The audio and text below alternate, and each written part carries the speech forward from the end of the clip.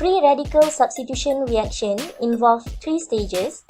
Step 1, chain initiating step. Step 2, chain propagating step.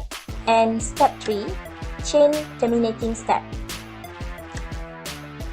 Since the halogenation reaction of alkene involves the formation of free radical as intermediates, therefore, sunlight or UV is required to initiate the chemical reaction.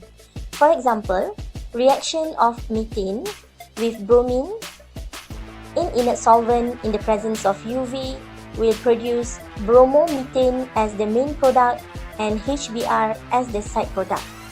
So mechanism will show you step by step how the main product is formed. In the first step, chain initiating step, homolytic cleavage of the weakest bond in the starting material, which is bromine molecule, require energy from sunlight or UV. So Br-Br bond is broken to form 2 bromine radicals. To show the movement of one electron in the reaction mechanism, we must draw half-headed arrow from the covalent bond to each bromine. In the second step, chain propagating step, bromine radical abstract a hydrogen atom from methane. This forms HBr and leave one unpaired electron on carbon, generating the methyl radical. The movement of one electron is represented by half-headed arrow.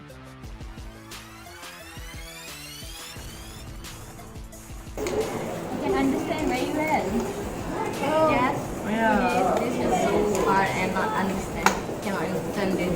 Yeah, it's a little bit difficult to understand. But using this, This can make this movement to be more smoother. It's effective, I think. Yeah, I can understand it more clearer. yeah, it's easier.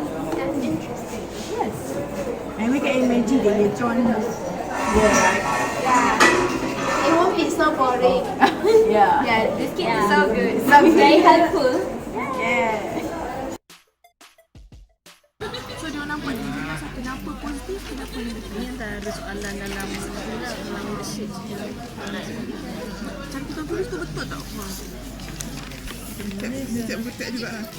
Okey lah.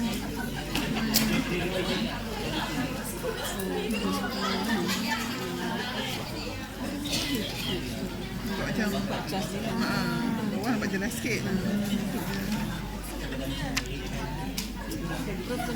Inilah kita orang kena banyak menuntut.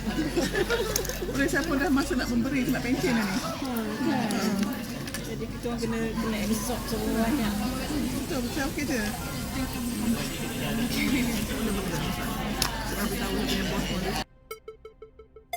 Assalamualaikum warahmatullahi wabarakatuh. Untuk inovasi ini untuk O-Chem, saya dapati dia memang mudah untuk pelajar memahami, terutama untuk melukis dalam tindak balas kimia, dan saya dapati bahawa di akhir inovasi ini pelajar boleh menuliskan semua tindak balas menggunakan O-Chem.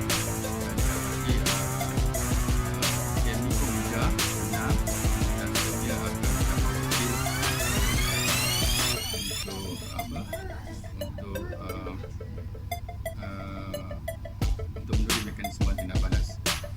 Terima kasih. Assalamualaikum warahmatullahi wabarakatuh dan salam sejahtera.